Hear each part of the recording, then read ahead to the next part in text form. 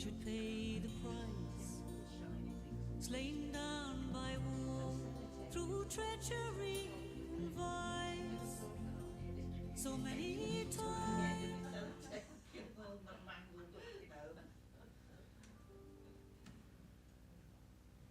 Hello. Hello. Hang on. Hello. That's better. We haven't been online, have we? I've just realised. Eh? Oh, it's not been live, has it? Well, we've been talking about animal No. games.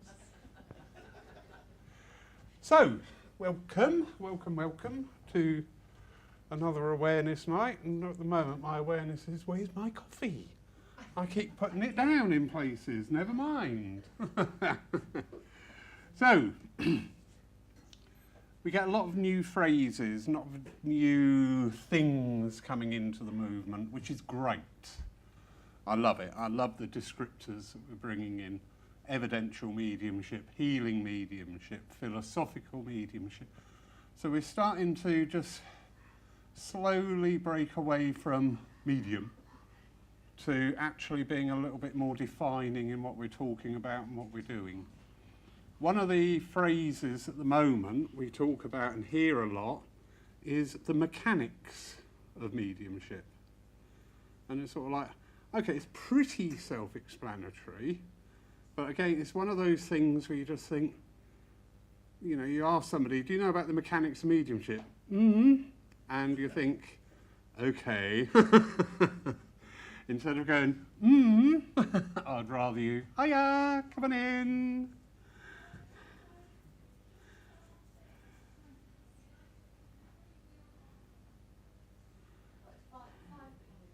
Or free will. Can you just get your act together out there? I don't know how to do the card on this new machine. Right, can you just let these people in without jumping on them and asking for money, please? Welcome. We are not financially destitute and we are not money grabbers, okay? I may put a tin helmet on at times and come out doing my Ned Kelly act, but welcome. We can sort all that out later. It's nice to see you. Just a quick recap. Tonight is an awareness night, so we are talking about spiritualism and aspects of it. Thank you. And tonight we're just going to touch on, there's been a lot of new phrases come into the movement, new ways of talking, like evidential mediumship, healing mediumship, philosophical mediumship. Are you into spiritualism, or is this a tentative? Yeah? Yeah, and I have been in the past. I'm curious to find out more. Brilliant. That's what we love. We love curiosity, all right? We are a very well-developed movement, all right? We refer to spiritualism is a religion. I like to use the phrase the philosophy of spiritualism, because we do get it, you know, you mentioned the R word and everybody's going, right, that didn't sound like fun, I'm off.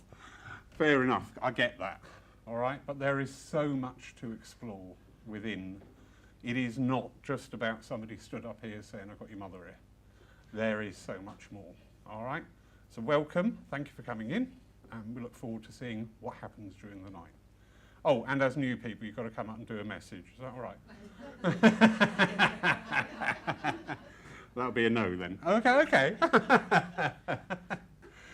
But as I say, with all these new phrasings coming in, I think it's quite good to keep up to date with them, because we do it, don't we, as human beings? You know, if somebody will say a phrase and you go, and you're like, no, you don't. You haven't. You don't know what it is. And one of the things we talk about now is the mechanics of mediumship. And it is pretty self-explanatory, but it is interesting to go into it. All right, I shall pick on you, if you don't mind. If you don't want me to pick on you, yeah, no, there's nobody behind it. Well, there is, but we'll talk about them later. How do you think a medium receives and gives a message? And don't worry, there is no right or wrong answer, all right? And if you've not thought about it, absolutely fine.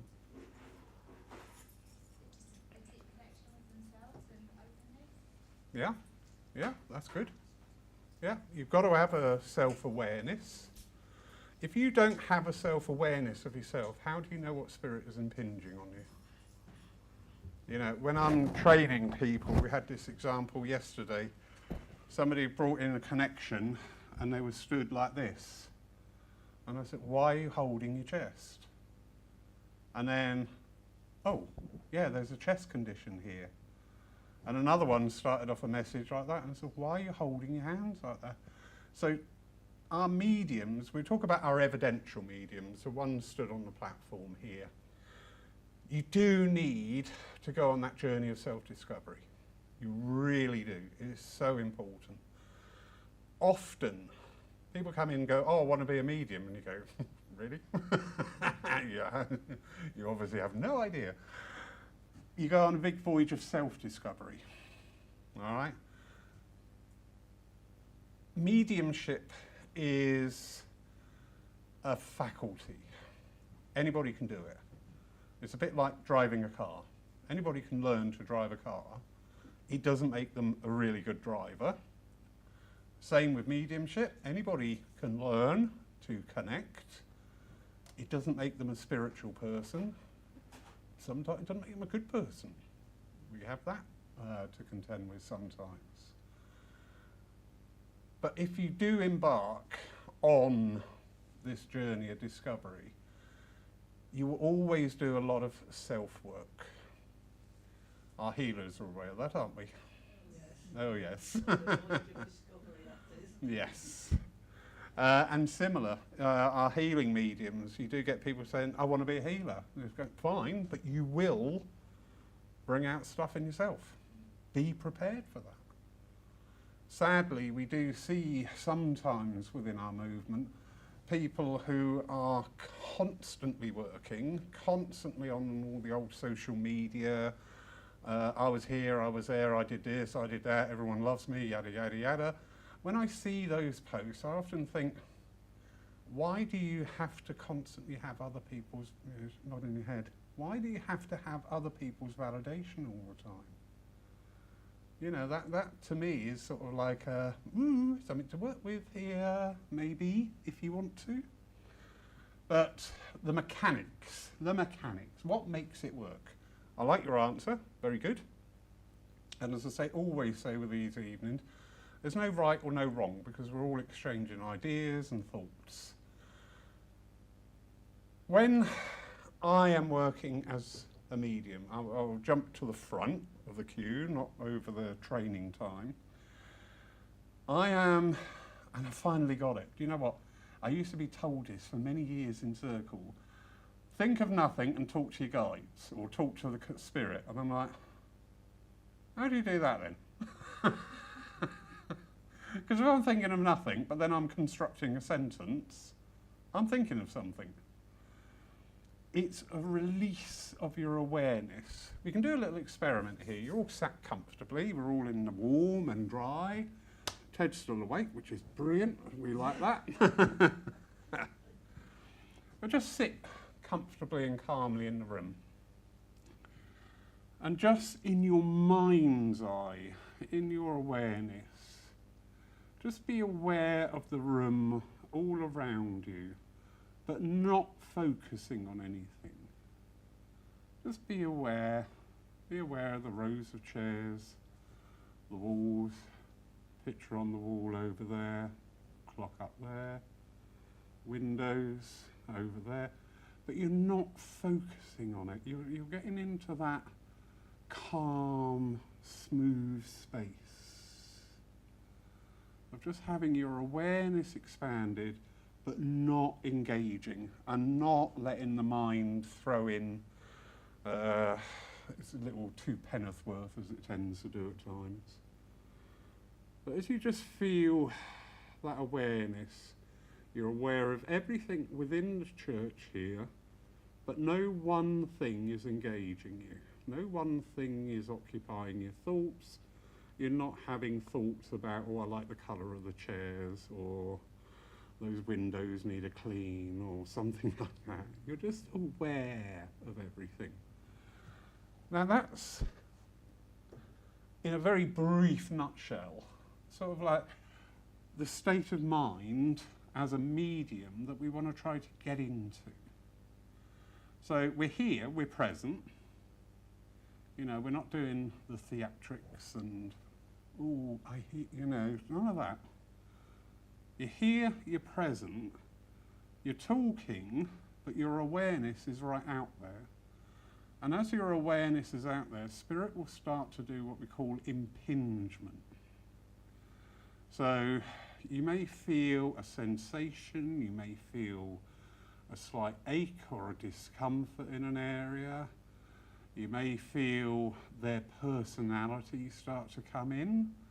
You may feel somebody step in who actually feels a little bit cold to begin with, and that's fine. I need to find out more. So yeah, this is a gentleman here, and yes, there was this very reserved nature about this man, and people used to think he was maybe a bit standoffish or a bit abrupt. But actually, as you go underneath it, there wasn't, because he's actually a very loving father energy, I feel here.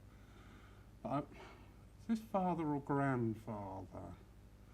Actually, I think I'm going to go for grandfather here, because he's talking about experiences during the war that made him defensive around people. Well, first of all, can anybody take that man because he's here? No? As a grandfather? Fought in the war? All right, okay, that's my amazing. Father? Grandfather.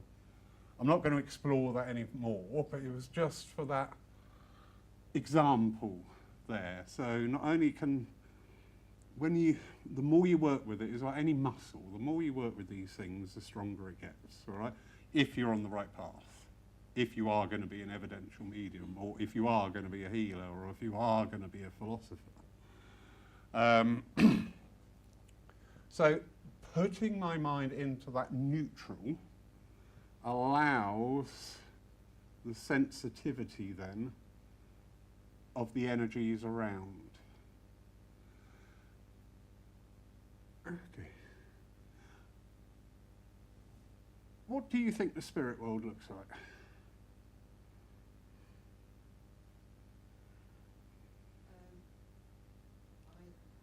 don't know, but I think that it's, I think they share the same space as us. Mm. I think that they can, I think it's full of energy and that they can see what I can see. Yeah. They can see. So I'm not quite sure.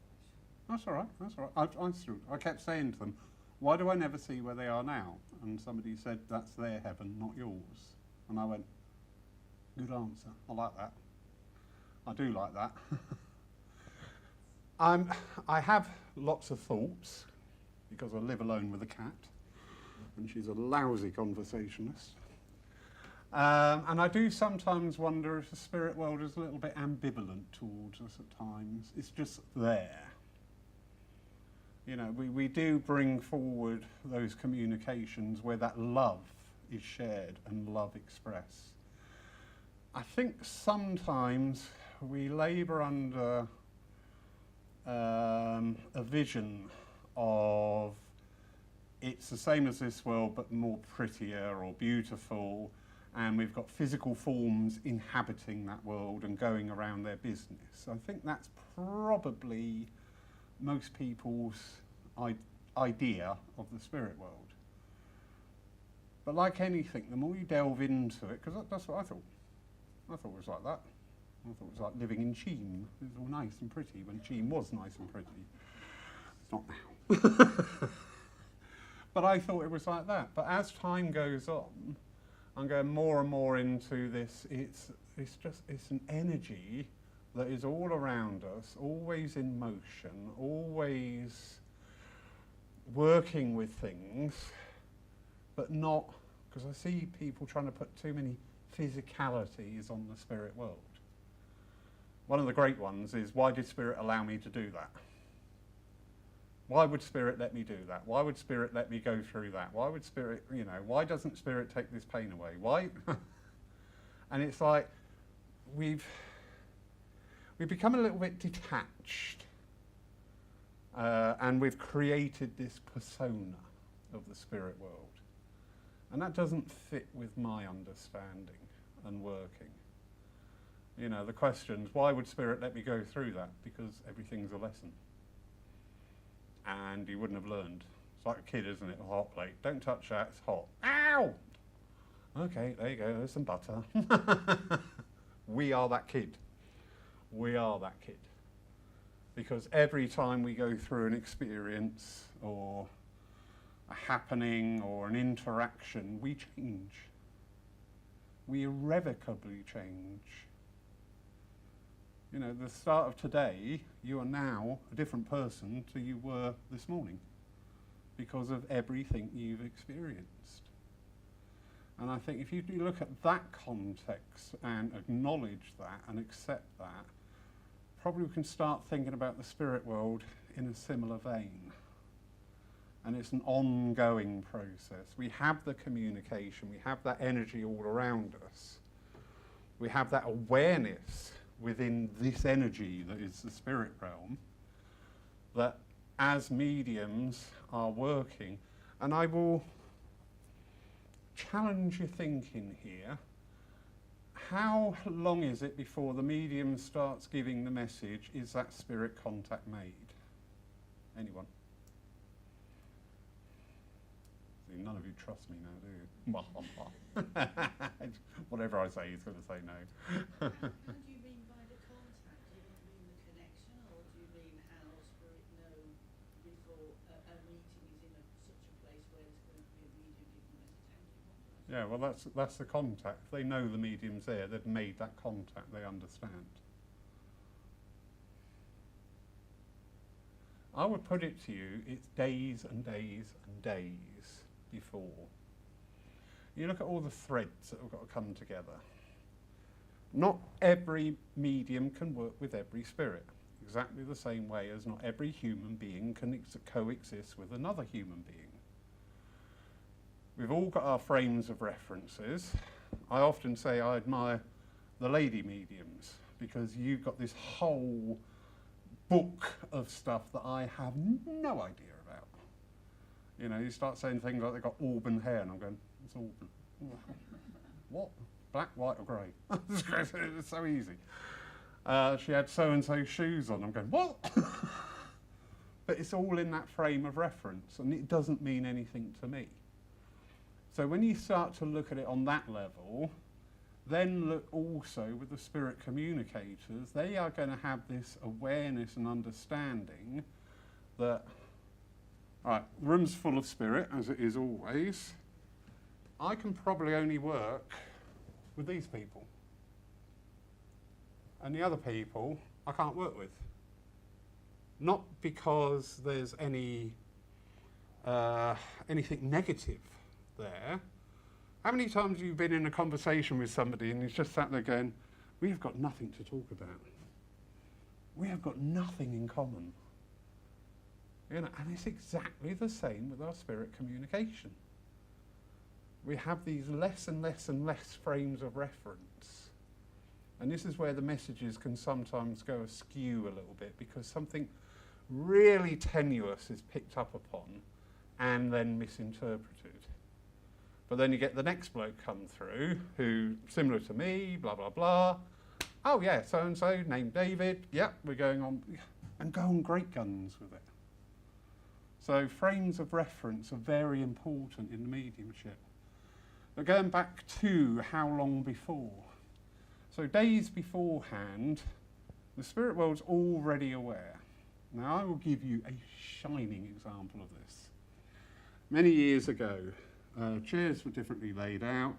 Chair over there on the Tuesday morning had a big bunch of the most beautiful chrysanthemums.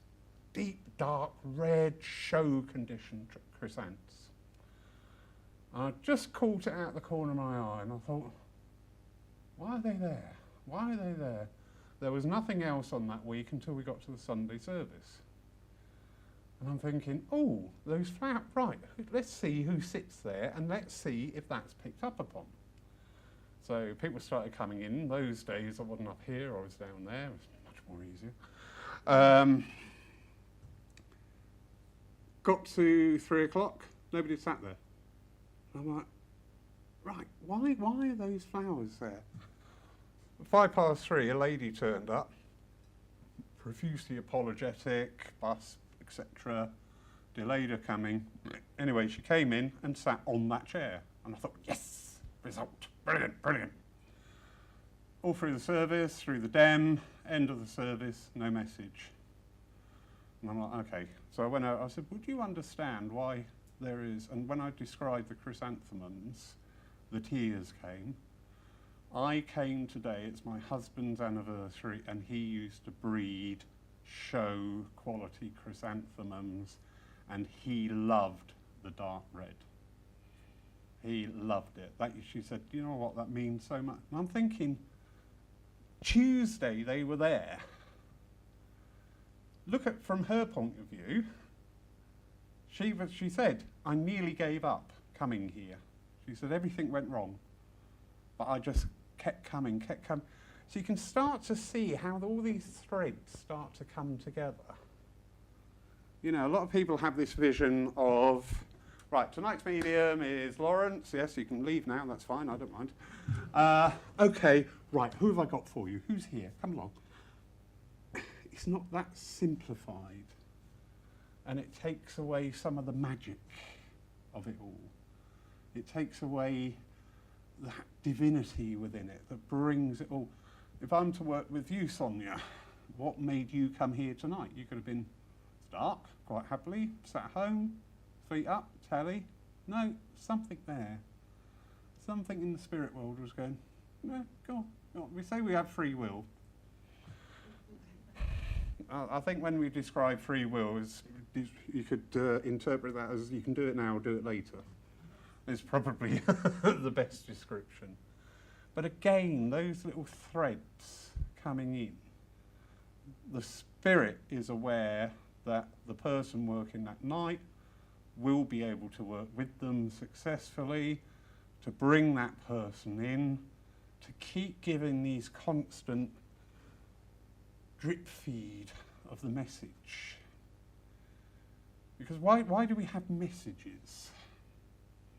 Ted. Yeah. Wrong. Go on. It'll change me interrupting you. He's my heckler. The people on the other side want you to know that they're there, and there is the odd times they try and give you a little nudge or warning, like drive slow, which I've been taught. Several times. Leave the ladies alone several times. Equals. So you're quite right, Ted. So a message equals contact. It's the spirit world just wanting to share that information. They may want to draw close because it's an anniversary, or they see that you've put that thought out there, because thought is energy. And, if you think, oh God, Mum, I miss you so much. And then a couple of weeks later you turn up at your spiritualist church or wherever, and Mum pops up. It's no coincidence. They've heard your thoughts. You put that energy out there. So that's a nice sort of like ground level. So a message is contact from the spirit world to share whatever. Yeah?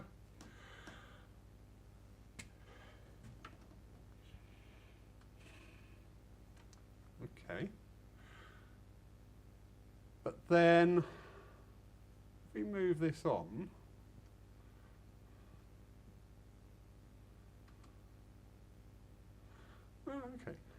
So that's the spirit world side.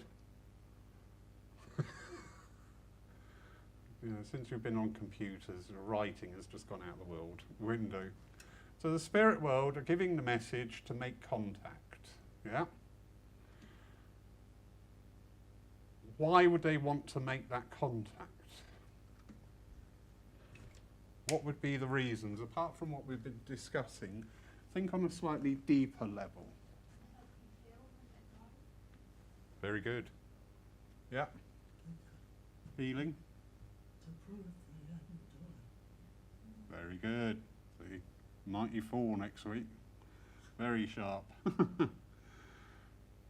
That's what we do. We give the evidence of survival.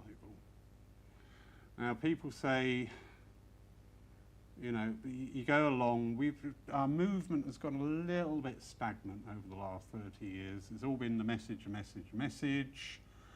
and not a lot else about it. Why do we get that message? Exactly what you just said, to prove they are not dead. So we'll get the red pen back again.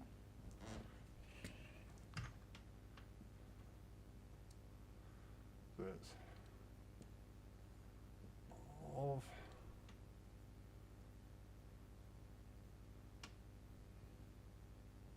brilliant. So what does that proof of survival of people that we know and love mean to us?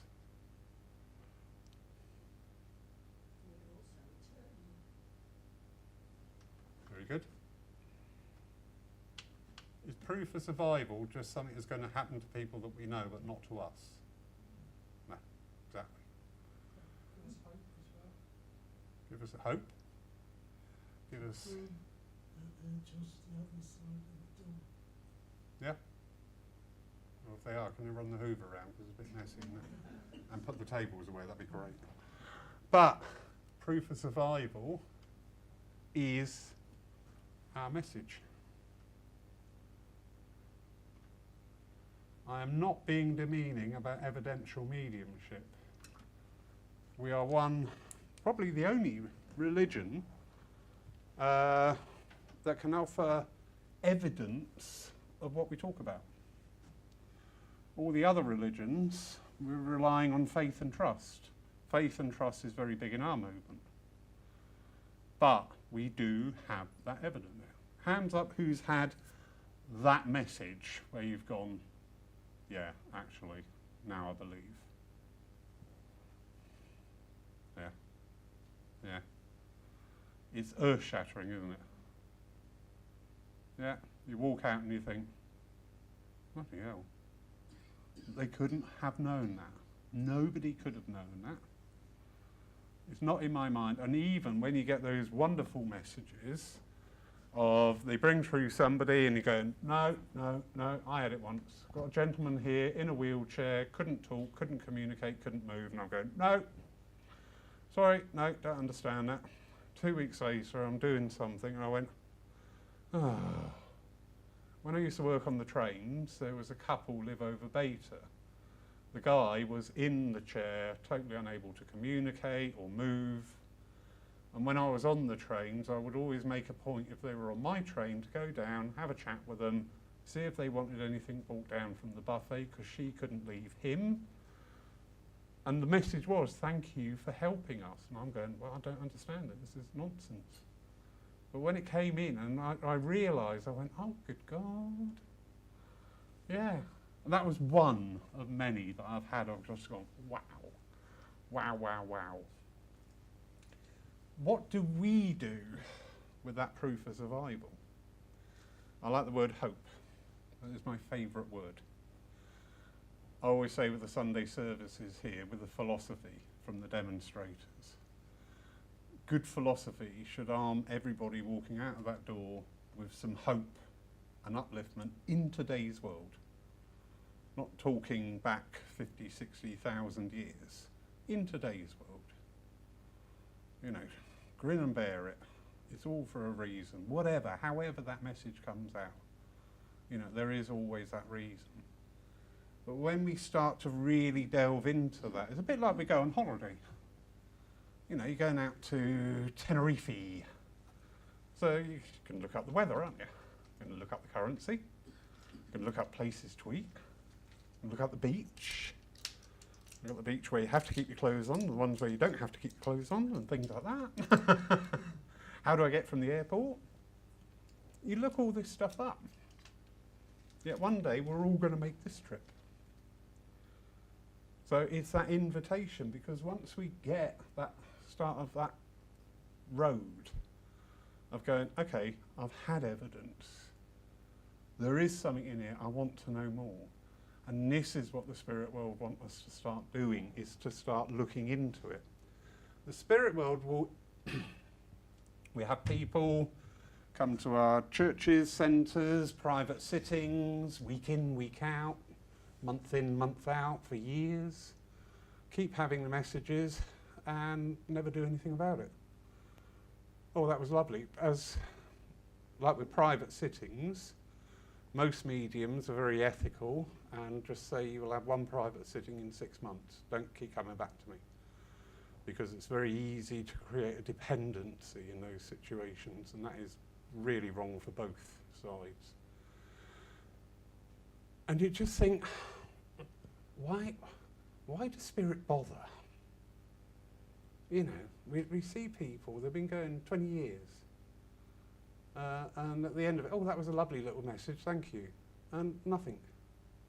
And there's no progression. But I always say giving and receiving are two totally different energies. Spirit will continually provide and demonstrate the survival after that which we call death. They don't have an opinion about what, they're not stood there getting frustrated because you're not progressing. They're not stamping their feet and thinking, oh, for God's sake, when are you going to listen? I'm going to make a really bad guide. Yeah, I am. Why don't you listen? Why don't you get off your feet? Why don't you do something? This is why I say sometimes I feel spirit's a bit ambivalent, because they don't care. And I don't mean that in a derogatory way. They don't care. It's just giving. You know, if you had an endless supply of cheese sandwiches and people kept coming up for a cheese sandwich, you're just giving it. I've got plenty. No bones, you know. I'm not going to sit there, well, you had one yesterday, you're not having that now. You just keep giving. And that's similar to the spirit side of life. They will keep giving these evidence. They will keep giving that demonstration.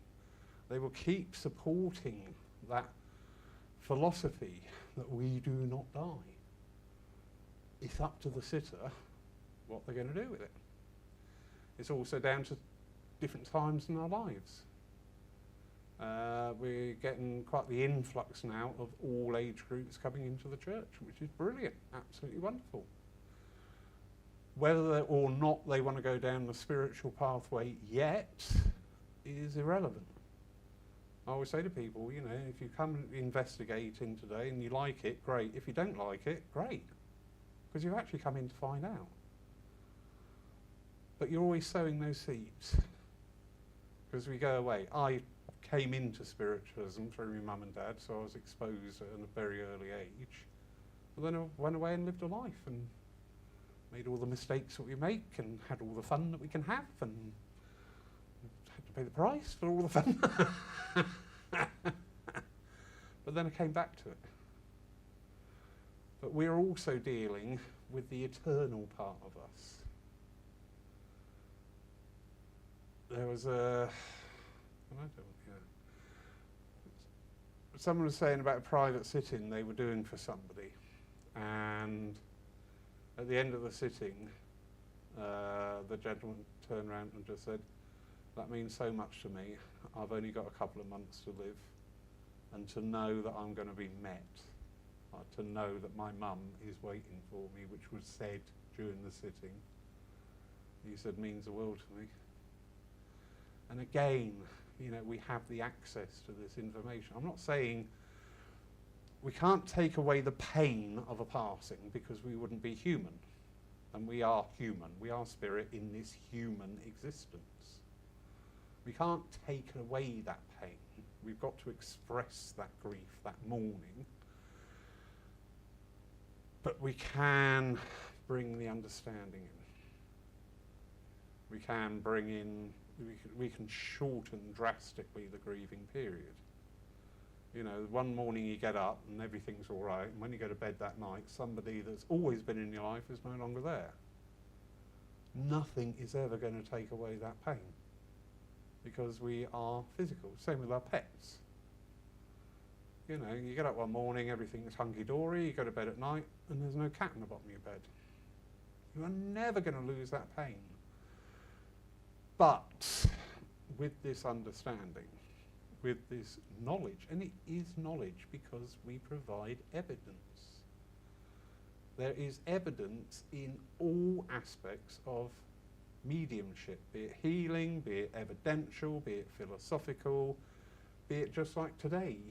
The way today we were let down by our talker today. So we ended up just having a talk out the back, and it worked wonders. Yeah, it really worked. And that's inspiration. I'm stood there going, I can't get up there and talk about anything today. I just haven't got, let's have a cup of coffee.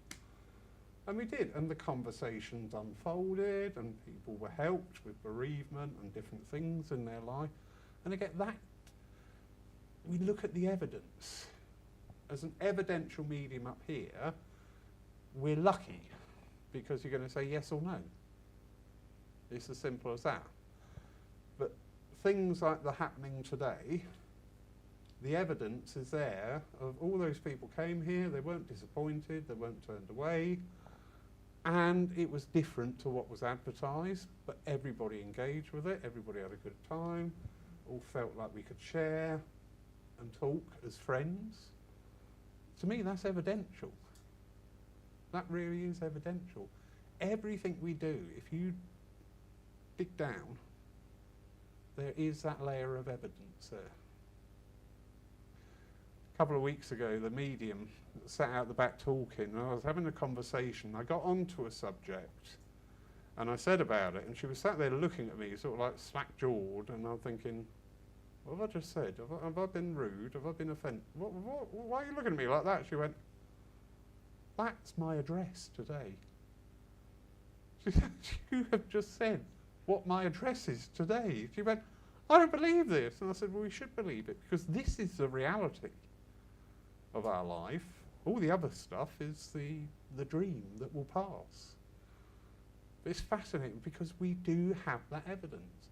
But it takes investigation, it takes a level head, it takes patience, and it takes you on that journey of self-discovery. And that is sometimes where we can struggle a bit with things, where we can struggle. But it's all there, accessible. It's all there. Go on the internet. You know, we've got a magnificent library over there, and thank you so much. Everybody has donated. But most of those writings are available online now. You can sit and trawl through, look up different books and different scriptures or whatever. If it sits well with you at this time, great. If it doesn't, that's fine. It's not for you at this time. When I first started off working on the platform, my mentor said to me, you've got to work on your philosophy. So I'm looking for the book on philosophy. Guess what? There is no book on philosophy because we develop our own philosophy, and our philosophy grows with us and with all that we start to encompass. But I was going through books going, rubbish, get real. No! But as time went on, do you know what? So many times my mind went back to different books that I'd read and gone, yeah, actually now I can understand that. Now that makes sense. At the time it didn't. But now, if I accept this, I can't deny that. I may not like it, it may not be personal to me, but I can't deny it. I can't say it doesn't exist because I understand this side of it. So the mechanics, you're starting to see now there's a lot goes on with the mechanics, both sides of life. Both sides of life. And it's important that we have, it's a shame, all right, it is a shame. If we'd stuck a medium on tonight, doing messages, we would have a lot more people here than we have tonight. But the good thing is, everybody here and everybody watching us online, by the way, they can't see anybody in the congregation, so don't worry, if you're with somebody you shouldn't be, your secret's safe with us for 20 quid. We can share these thoughts and ideas now and talk about this. And say not everybody who walks through the door is going to be an evidential medium. Because it's been the main focus of our movement for the last 30 odd years, it's understandable that all the aspirants coming through the doors want to be what they have been exposed as being a spiritualist is about, and standing up here giving those evidence. It's not all about that. We can all develop our own mediumship. We can all develop it, not to publicly demonstrate, but for our own use. There is nothing better. I sit sometimes upstairs, and thank God that camera is not upstairs, because I'll be locked away somewhere by now, because I've just sat there and go, that is really interesting, thank you. Because this thought has just come in, and I know it's not my thought because I found it interesting. It's given a perspective on something that I'd never thought of, and would not have thought of. And we have a great sense of humour, so I'll sit there and I'll suddenly start laughing because somebody's just put this silly thought in my head. That's what the spirit world would love for our world.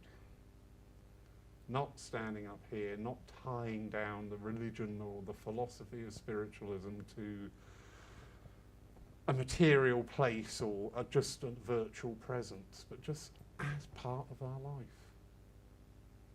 You know, I love my philosophy side. I really love it.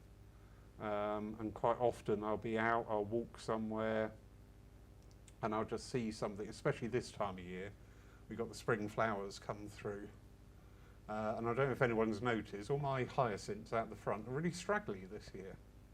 And I was looking at them thinking, yeah, it's a bit like life, isn't it, really? You know, you expect this exactly as it should be in the textbook, but it's not. But I've still got the scent from it. I've still got the beauty in it. And this is how we bring the spirit into our daily life. Just bring in those thoughts and just to be able to sit and look. I'm fascinated by the trees over the road at the moment because they were all heavily cut back over last winter, and they look like the roots are stuck up in the air at the moment before they get the leaves on. It's like somebody's taken the tree out of the ground and just turned it upside down. And I just look at them and go, that's really interesting. And it brings into mind as above, so below, and the tree of life, and Yggdrasil, and all these other thoughts. So, yeah, it is. Prime ministers, Clement Attlee, people like Ernie Bevitt, who started the House State. Those types of characters are still there in Parliament, but very often the things they say are governed by the conditions around. Yeah. So they speak for their time. I think this world, we've probably only got a handful of energies that we need to work with. But they just keep presenting themselves in different ways, different players, different formats, different names. But when you just dig down to as deep as you can go with it, you just find that a lot of the energies can be based on greed, can be based on power, can be based on love, can be based on compassion. There's only a small handful of energies. It's the way they manifest. And it's the way they are expressed, because we have free will. You know, if you've got somebody who's a particularly good orator, and is out there talking actively and starts building up quite the following, how many people have we seen, you know, fall a bit by the wayside? when they started off talking, you think, oh, actually, I quite like what you're saying. But the more you hear, and you're just like, I think we're going off the track a little bit here, because we're swayed and pulled because we have that free will. And it is down to the free will. But, as I say, I think the world's just made up of a handful of energies which express themselves in different forms, different scenes, different playlets, or whatever going on all over. But when you dig down and find what the core energy is, what's making that happen, what has made that manifest, your actions, your words, your policies, or whatever, what made that happen? You come up against the base energies, as I say, normally self-serving energies. Power is a great energy if it's used wisely. It's also the most destructive energy if it's not used wisely. Okay, it's there. All those energies are there. It's how we use it. It's how we make it manifest. But back to the mechanics. So we can see already there is this little loop. We need to go deeper with our thoughts on... No, we don't need to go deeper. The invitation is there to go deeper with our thoughts on the phenomena of mediumship, because it is a phenomena.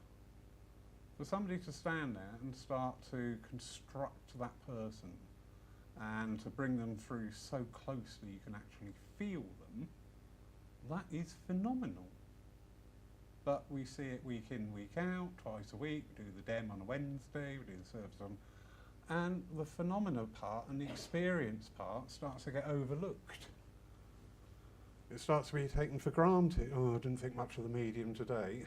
Well, hang on, Paul Sodd's been working for about 20 years. He's spent thousands of pounds on his training. He's been going a circle in all weathers, not feeling like it, but devoting himself. And your verdict is, I didn't think much of him. We've got a little bit blasé. We have got a little bit blasé about things.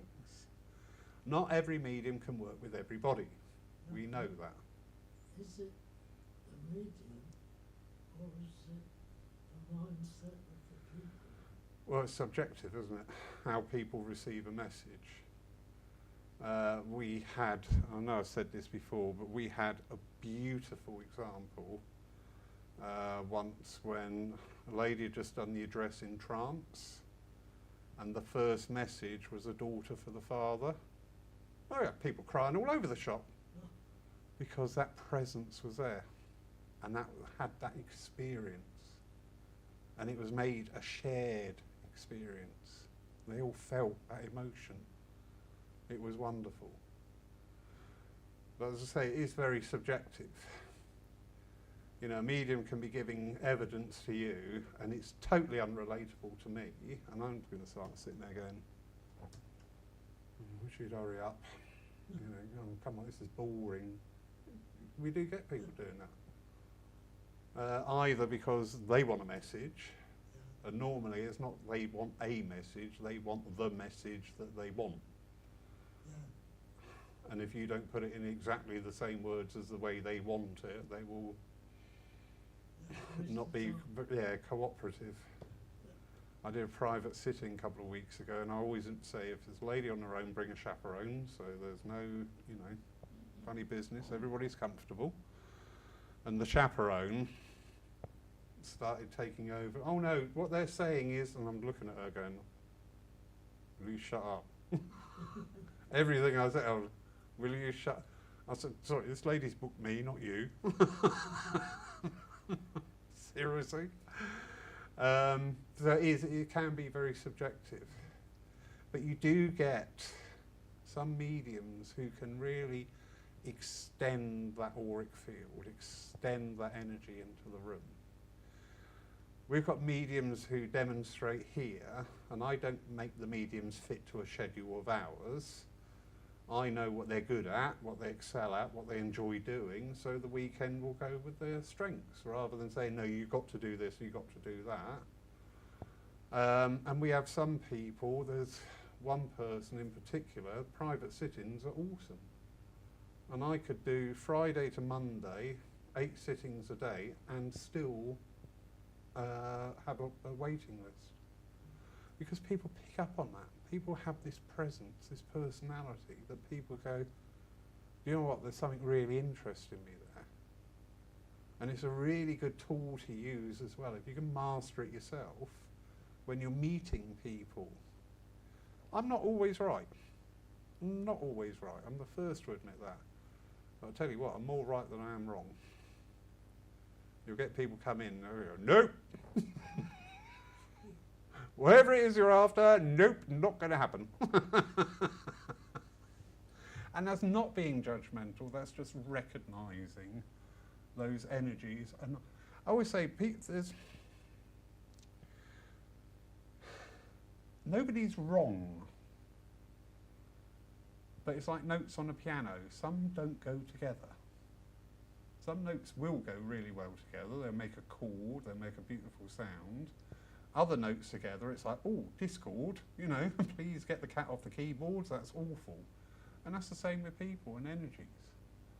And when we can recognise this and understand this a little bit more, it does save an awful lot of bother, quite frankly.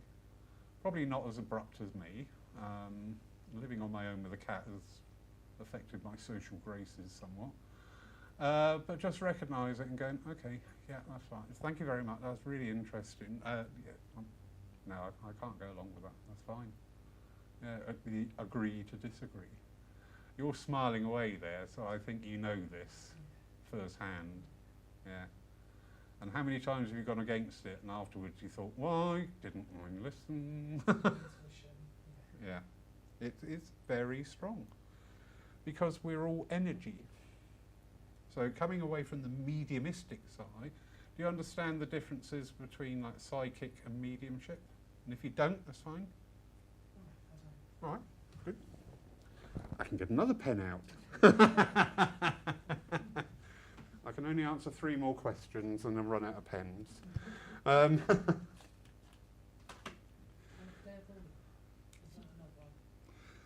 The wordage, clairvoyant, is French for clear seeing. So you have in mediumship, you have clairvoyant, which is clear seeing, clairaudient, clairsentient, which is feeling, clairvoyant, clairaudient, clairsentient. Yeah, you have a few other things. There's another one, Claire, another one of the Claires. Cognizance is knowing, yeah. Is there one where you smell certain smells? Yeah, that's clairalience. Yeah. Oh, no, clairalience is taste. Got a computer. Somebody look it up. Somebody watching at home, put it in the comments box. So, yeah, we have different senses. Yeah, clairgustience. Yeah. So we have different faculty because we all, you know, we talk this day and age about different conditions in the physical world of ADHD and all these different. Actually, we're all on the spectrum. Who thinks exactly the same way as somebody else? What is normal? We all think differently. We all approach a task in a different way.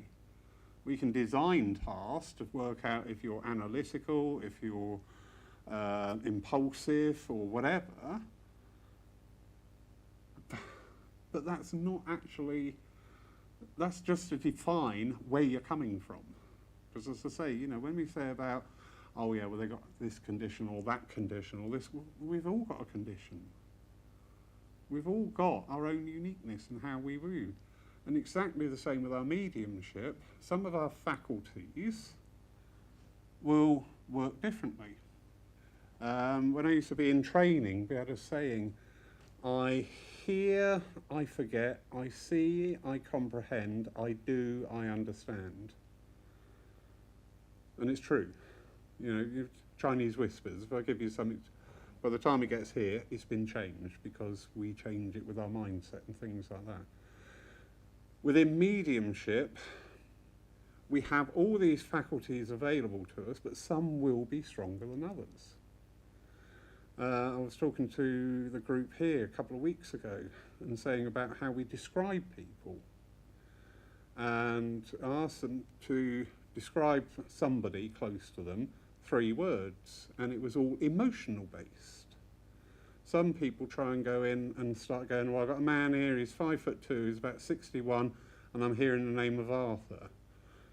That way of working, if your mind is in that mindset, will work very well. But only if your mind's in that mindset. And to get your mind in that mindset, you need to be like a policeman or a nurse, a mortician, anything like that, where you would describe people like that. You know, we look around the room. If you have a quick look at each other and just think of 3 words to describe them, maybe not. But we do. We all use different descriptors, and it's exactly the same with our mediumship.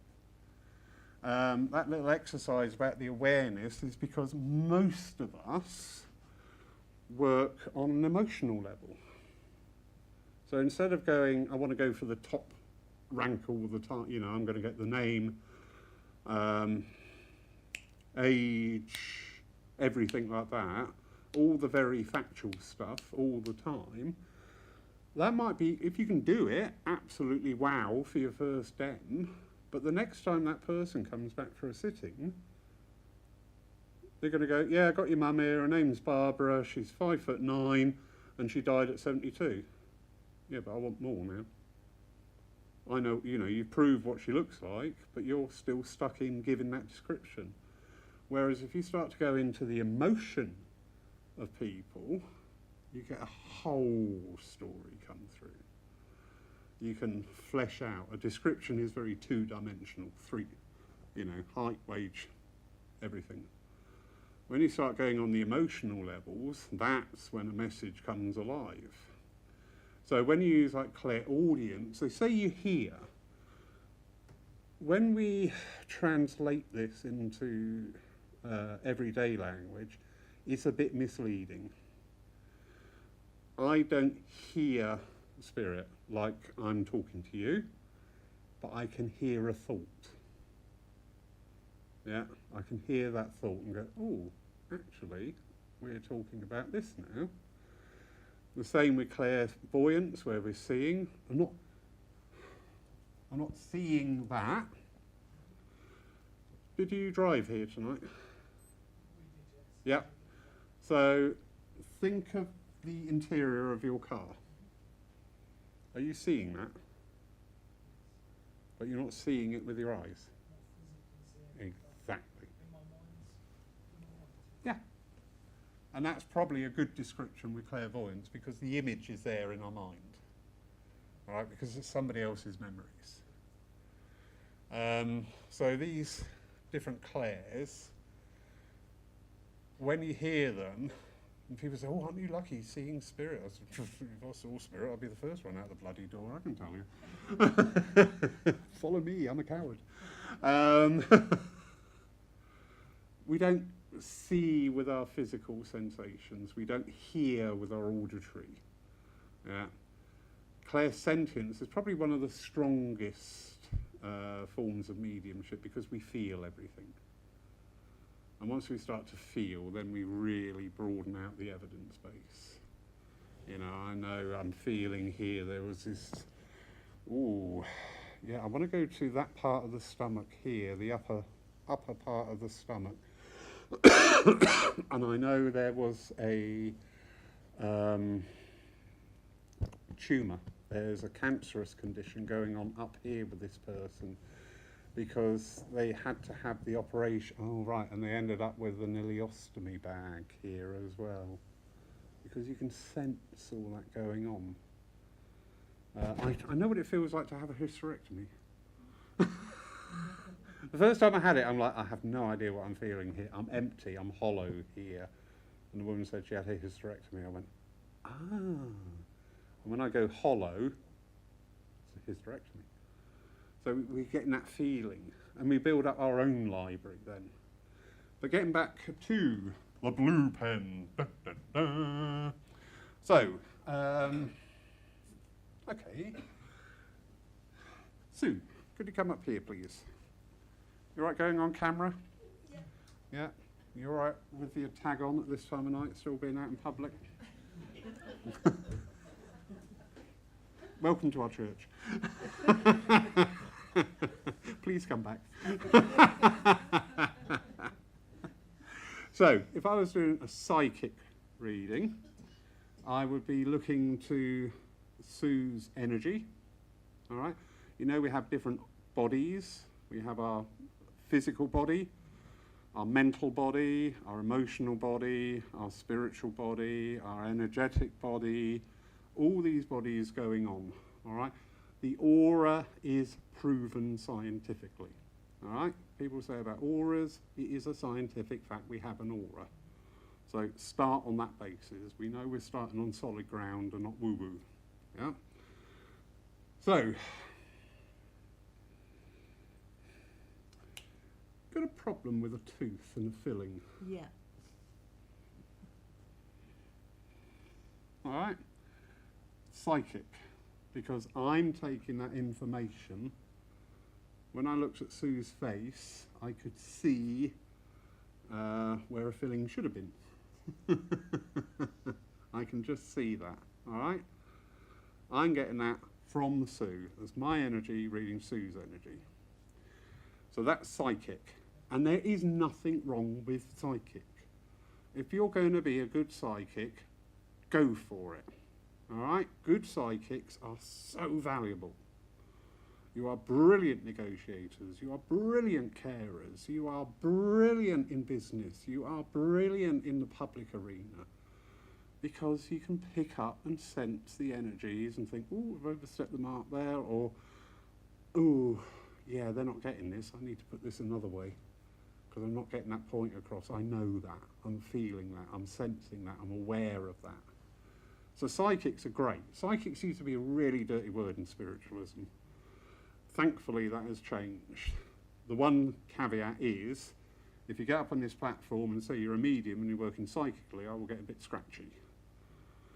If you get up on this platform and say I'm a psychic and I'm going to work psychically and you do a really good den, absolutely fine, well done, because you're honest and you have integrity, okay? And you're not trying to appear to be something else. Be yourself. I know you, Sue, and I know I took Sue's husband's funeral, all right? So I always have integrity when you work on a platform. Sue, I know you. Ted, I know you. You always make that open and clear, all right?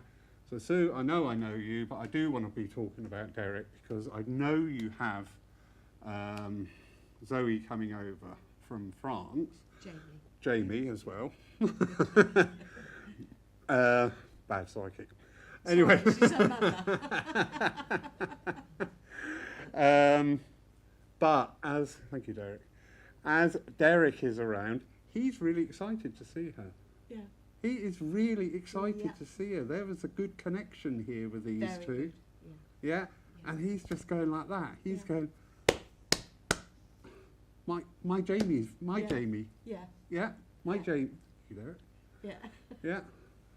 So I'm getting that information from the spirit world. I'm not taking it from Sue's aura. All right? So does that... Yeah, that clarifies. Brilliant. And I didn't have to use my blue pen once. Thank you. Okay, Thank you for being such a good guinea pig.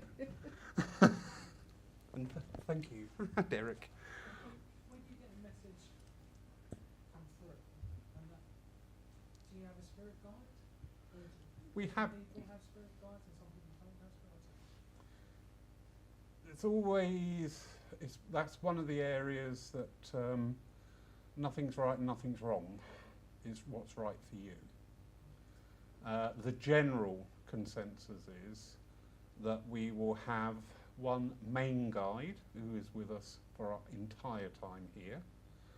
Those we may or may not be aware of, but they are there. We then have guides working with us for different things. I have a healing guide who I can call upon.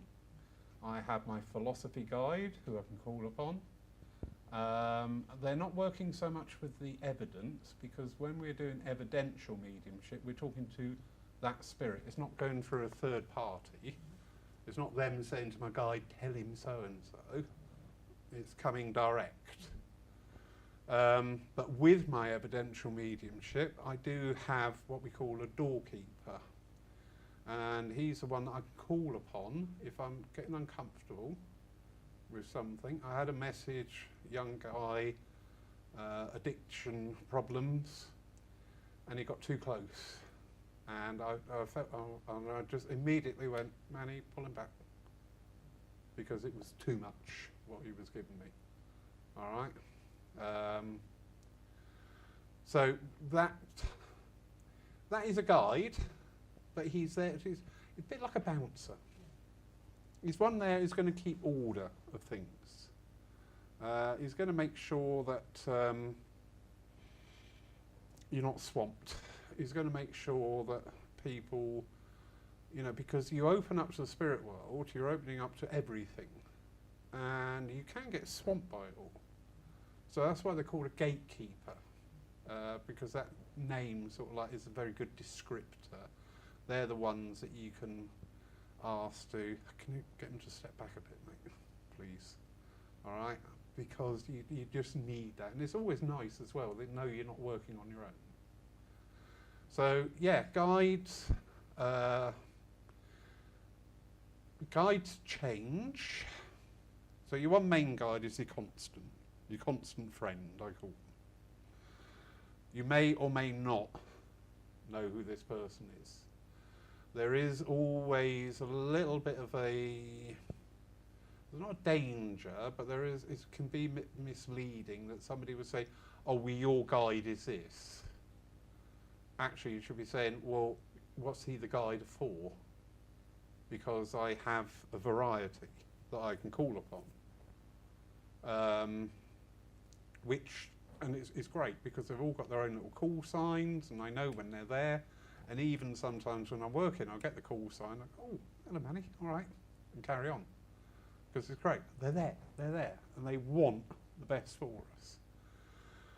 So, main guide, constant friend, always there, all right? He's the one that brought you over here, and he's the one that's going to take you back. He's also the one that you can shout at when you get back and go, what was that? What the hell was that? But then you'll have other guides, and some guides will come more forward for different times in our life. Some different guides will come forward. Now, some will change, but I had an interesting experience. My doorkeeper, Manny, when I first got to know him, because I like evidence from my guides, that's my mind, you know, prove who you are, otherwise I'm not going to talk to you. I'm such a stroppy sod. I'm seriously going to be such a bad guide for somebody. And I got my evidence. Through another medium said something which led on the Jewish links. One thing led to another. I ended up looking into the Jewish Bible, and it's called the Torah, and the most holiest book of the Torah is the Sefer. And I'm sat there with two cats, Sefer and Torah, and I'm going, okay. Sefer was named as a joke, Sefer cat. The other one turned up, and I just went, oh, Torah.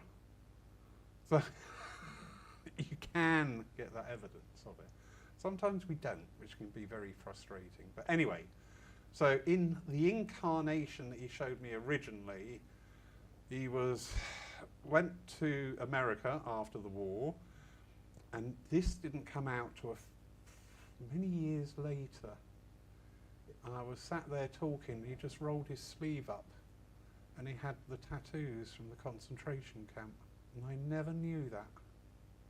And that was fascinating. Just to bring in that little extra depth and extra level. Anyway, he was a Jewish tailor in New York after the war. I could take you to where his shop was. It's one of those, you know, the half basement things they have. I saw it was all there, and I trusted it implicitly because I knew it to be true. One day, Manny, the energy, came in, totally different format. And I joked because I'm daft, and I went, "Hey, you're on a date or something? Look at you." And he went, "No, I had to go to a different incarnation at this time to help you at this time." And I just thought, oh, God, I can't wait to get, I'm not in a hurry, I can't wait to get over there. You know, imagine that, you know, today, Matthew, I'm going to be this incarnation. Way! How fabulous. But it makes logical sense. Everything we do with the spirit world has got evidence, and part of the evidence is based in the fact that it is logical and plausible. Yeah?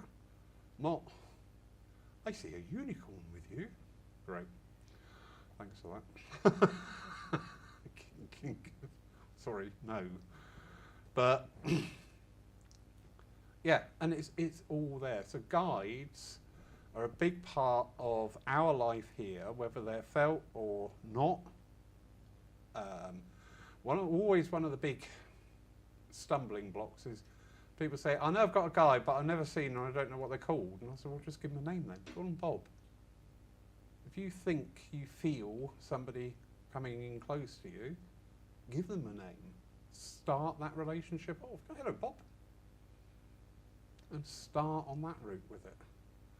You also have helpers. So different people along, you know, because when we're talking about the energies, you know, I said all the different frames of reference.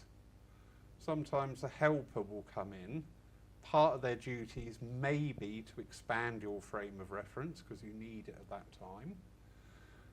Recently I've been doing some legal stuff for the church, and I just sat there and I went, I don't know what to do. And I just sat there, suddenly thought, Lawrence, you've got the entire universe of information out there. Help me. And do you know what? It all worked. I just sat there looking at it all going, okay, I need to do this, I need to do that, I need to go there. That's what they're asking there. Because somebody else went, oh, okay. When I'm doing healing, if I give healing to my cat, I ask for a vet to step forward. You know, because those consciousnesses are alive. If they were a vet on this side of life, they haven't forgotten all that on that side of life. They're still a vet. And to bring that energy through. When we have the rallies here, it's quite interesting, the presences that are felt here. And I said, these people were ardent spiritualists of their time. We're doing something, recreating something of that era, but in a modern day setting. Of course they're going to be interested in coming here. I will let you into a secret here. I don't like saying things like this because it sounds a bit egotistical and name dropping, but it isn't. Gordon Higginson was seen here by 3 different mediums on the day of the rally, totally independent of each other. And you're not going to believe who I saw. I went, Gordon Higginson. How did you know? Because they saw him as well. And so did I. And where else would they be? You know, they were ardent spiritualists. They loved progression. Of course they're going to be drawn to something like this. So helpers can come in for stages of your life. All right? Does that answer? Yeah. Don't get too fixated on guides. All right? The evidence may or may not come, because again, we do need that little trust element. We do, you know, I would love it if my team were made manifest and sat around the room physically where I could touch them and talk to them directly. I would love that because I'm human. But I do sit there and I know that every chair is taken. And I know the conversations that go on. It still takes that element of trust to embark with that. Go, okay, yeah, I know you're here, fine, carry on. We've got a new trick at the moment, blue lights. And I'm going, yes, can I help you? I'm going to make a bad guide, and my God, I'll always know when it's my time to go over because all my guides will reincarnate. They go, oh my God, he's coming quick, let's get back to Earth.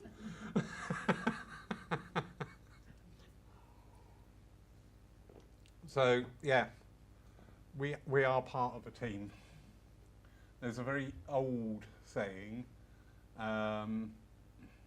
probably the figures are probably, I wouldn't say are exact, but it's just to give an idea and an understanding that when each person who sits in circle, there are 7 circles of 7 in the spirit world sitting for that person.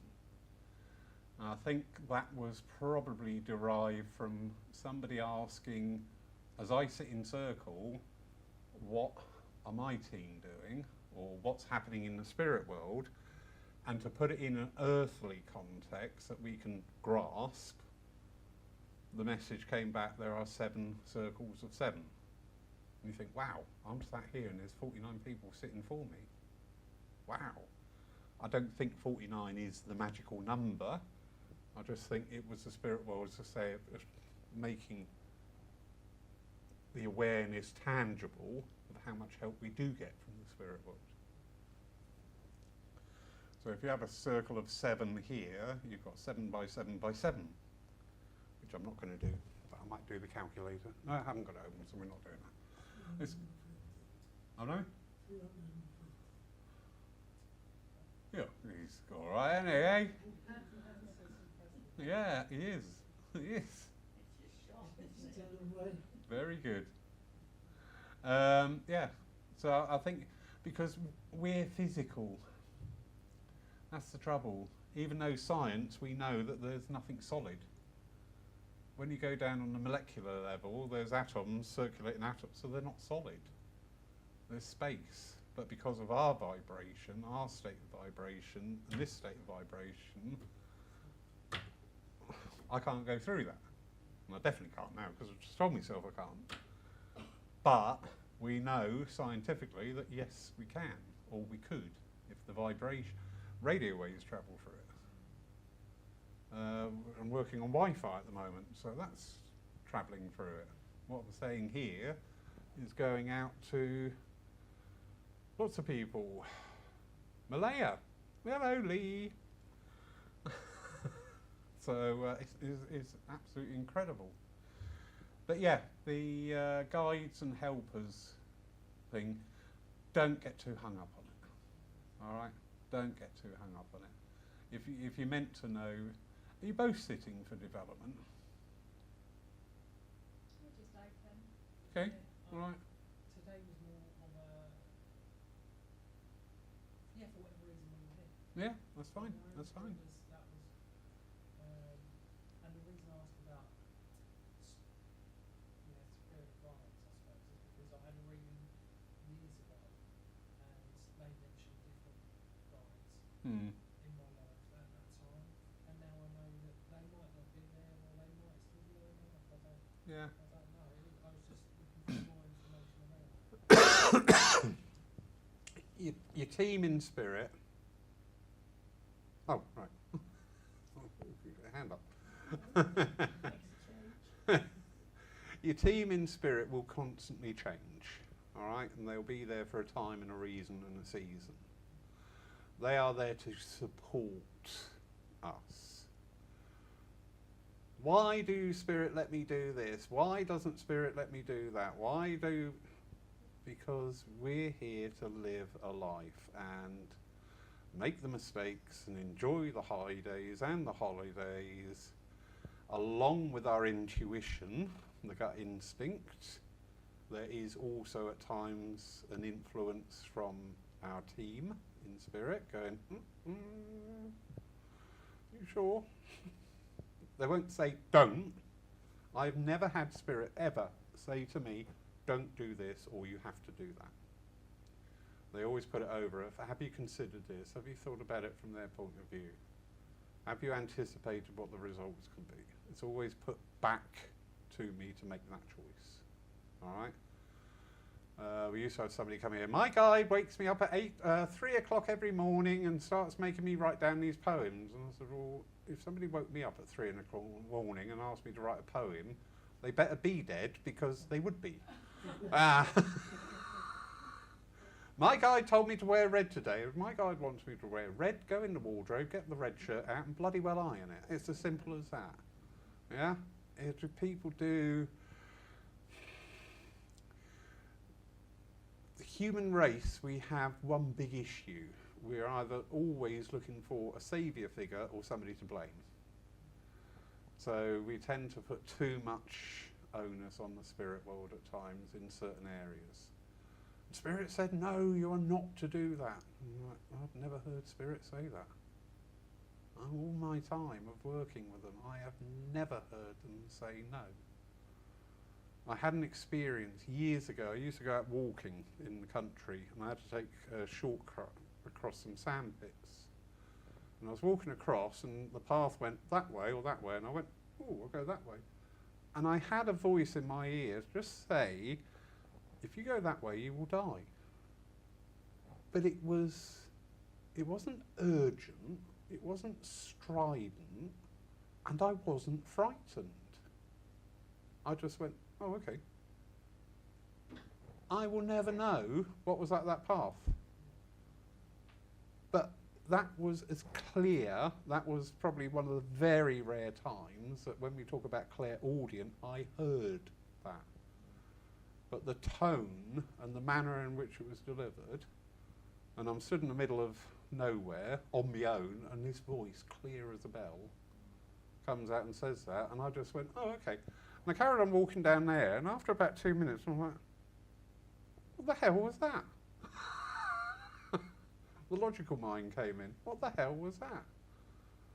But as I said, you know, Spirit don't...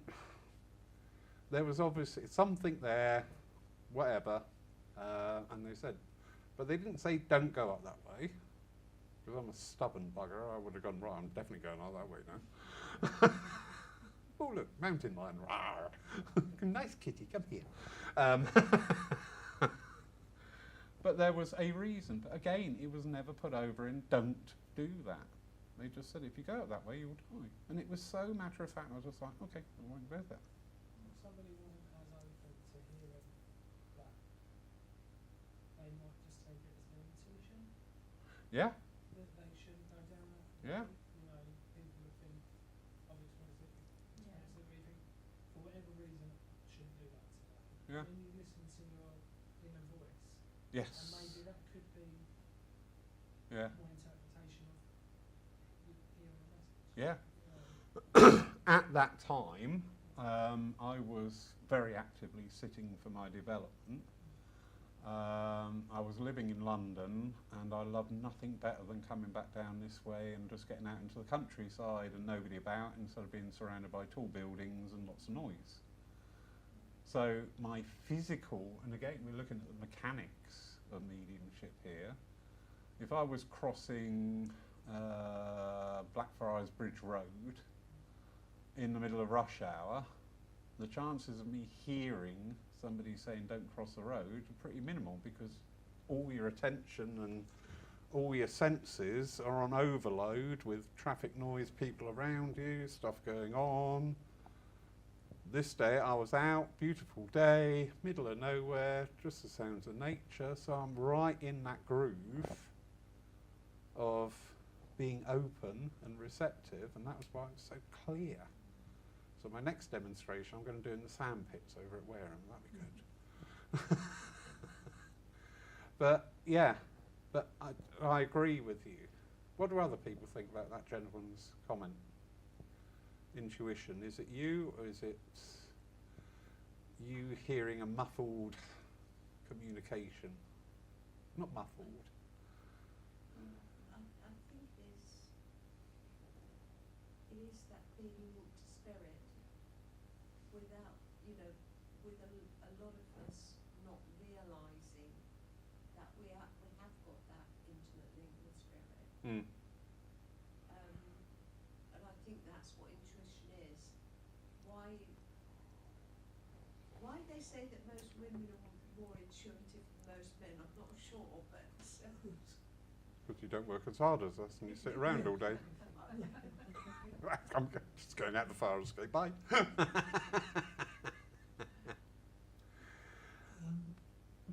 Sorry, before you say that's interesting. I wonder about the mother-child bond. yeah. I wonder how much that comes into play, because that is, I'm not denying the father-child bond, but the mother-child bond is far more intimate at times. As a mother, how many times you sat there and thought, there's something up with one of my kids?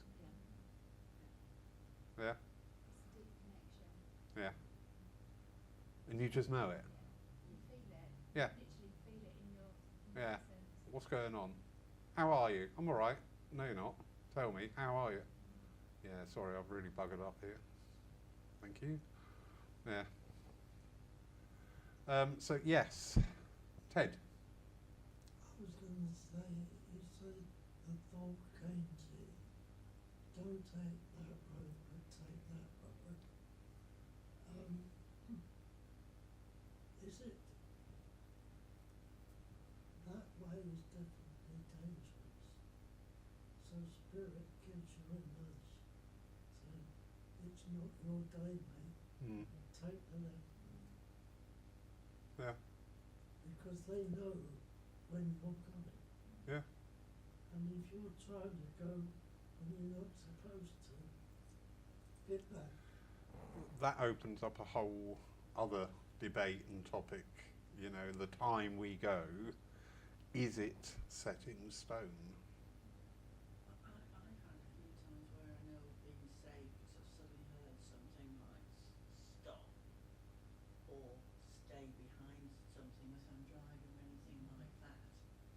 And also I've had where I just haven't been able to get out of the house no matter how much I've been trying to get out for a particular time. And I just get it's perfect timing and it's like I'll never know why I wasn't meant to be before. Yeah.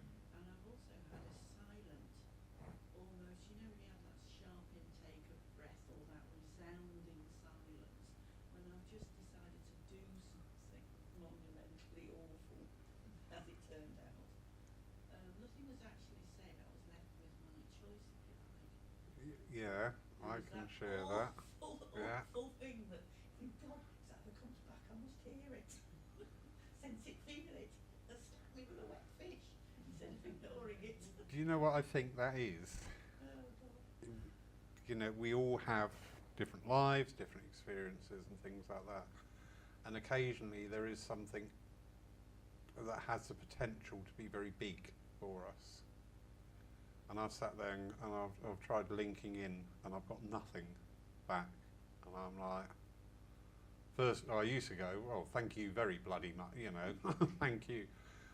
I went through that experience one time, but when I'd worked through everything, my actions and the consequences and rectifying all that, I said, why didn't you even just give me the heads up? Why didn't you even give me just a little bit of direction? I said, because this is one of those times you had to make the choice. And I went, I get that. Okay, yeah, I get that. You're not here to watch my every step. And as I say, it does bring back, you know, we all say there is a date that we're going to go. I dare say there probably is that date. But, you know, if we actually look at life, you look at the amount of people taking their own lives at the moment, but how many people have been on the verge of taking their own life and then gone, no, this is wrong. I think a tree of life is like a tree. You know, this three-dimensional thing that you can go up different branches, but you can come back down and things like that. We were talking about a healing workshop on at the weekend, and part of it is talking about the power of the mind to overcome. And again, that's on a personal basis. You get that diagnosis. I had that diagnosis from the doctor. And I didn't engage with it. I just went, okay, that's fine. And then family came in to see me because they'd been called in. I went, oh, I'm not ready ready to go. I said, I'm going to be out of here by Christmas, and I got released on Christmas Eve. I could have gone the other way. I've seen people given the diagnosis, and within a couple of weeks they're gone. Because they're gone, oh, that's it, I'm dead. You know, what's the point? I give in, I surrender. I've seen people end of life care. Give in. And that's fine. You know what? Fine. That is fine. We grieve, but they've just got to that point and just gone, you know, quite often in a message, it will come through and just say, you know, they got to the end and they had enough. And the people taking the message go, yeah, they did. Because they can see that, they knew it, they sensed it, they have had enough. And other people, we had a chap here who was given 7 months to live, and it was 12 years later we actually managed to get him in the ground. But he was a bugger. And he went, I'm not ready, I'm not going over there, they'll have to bloody well wait, I'm not going anywhere. And he just carried on. So yeah, that we do have an expiration date, but there are various factors throughout life that can change that, or we can change. Yeah, it's interesting. You're still going for your telegram, aren't you? Yes. No, 6 years, there's another 312 Saturdays to go then. There you go. It's a bit more achievable. Not the only one who could do mental arithmetic. I've got the golden wedding card for 50 years. Well, that's all right, that's one. You want a matching pair now? You want one for 50 and one for 100? Other side the mountain. Lovely. Lovely. So, actually, this is what happens with these nights. We do drift off topic, and that's absolutely fine, because it is about people here. Just to recap, Mechanics of Mediumship, there's so much in there. But it's something you need to learn by experience. We can share experiences, we can do reading, we can do background work on it, but the best teacher is experience. It seriously is. We're always looking for the answers. And again, it's like, if I gave you £100, you'd be, oh, that's great. If you went out and you were digging somebody's garden for 10 weekends on the trot at £10 a session, and you got your £100, you would be going, oh, that's great, I earned that. That means more to me than somebody giving me £100. And it's the same with knowledge. It's a long and interesting road, and I like the road you're on. I think that's great. It's a long and interesting road, but it is all about experience, and it is understanding and looking for the message in it. Even when you come up against people who challenge you, you go, okay, what are you teaching me here? And why am I reacting to you like that? What have you done? Or what is it about you that's making me react like this? Is that something I'm seeing in me? You're demonstrating a character that I've got? Ooh, interesting. So yeah, it's all about experience, and just, yeah, dip in, dip out and ask. You're talking about what am I seeing in that person, is that something in me? I've also observed that sometimes people can be like on the same spectrum of something, but at each end of it. Yeah. And we need to come a bit more into the centre for each of them. Yeah. I'm seeing it in the movement at the moment. There's so many theories out there about different things, and thinking you've got that sensitivity and awareness, but why the hell are you going down that rabbit hole? You know, come on, let's bring this back a little bit. Let's try and get some common ground here. But it's very interesting, and life is interesting. It's great. It's a great teacher. You wake up every morning is a new life. You go, okay, bring it on, I'm ready. At the end of the day, thinking, I'm never saying that ever again.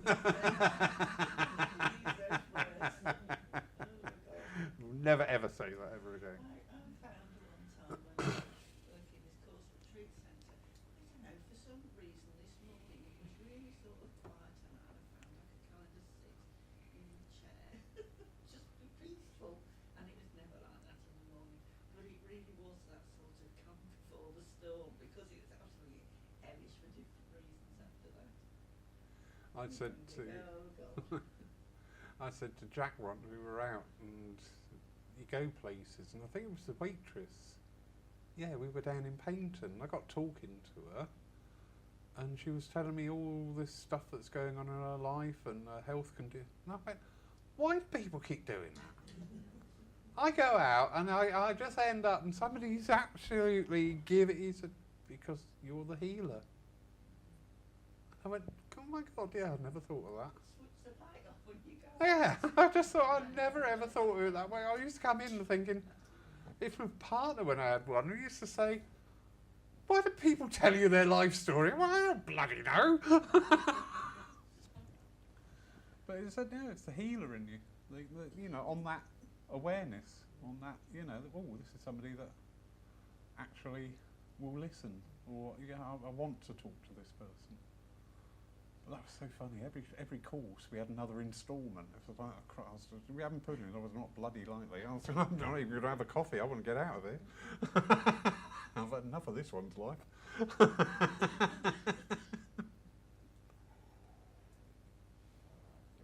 So, thank you.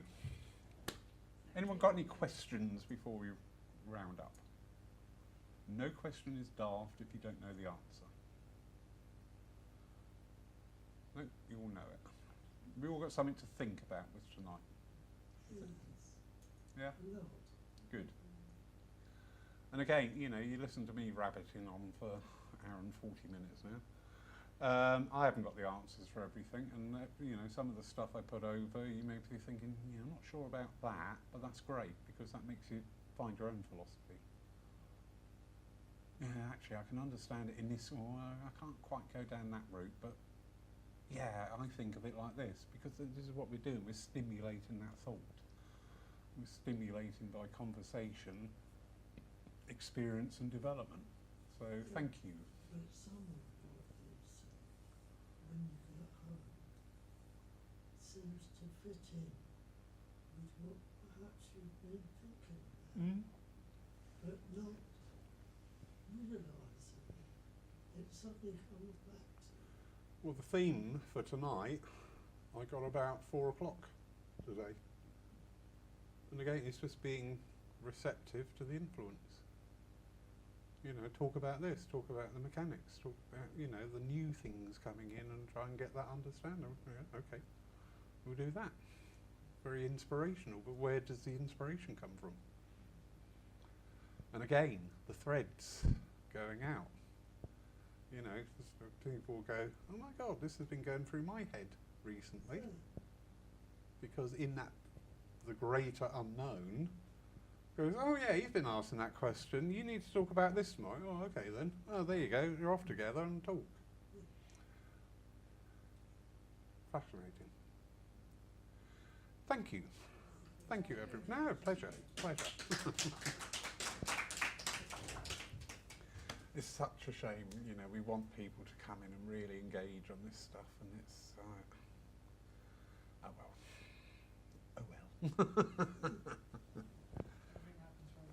It does, yeah, and we're not all on that same pathway. We're not all of that same understanding.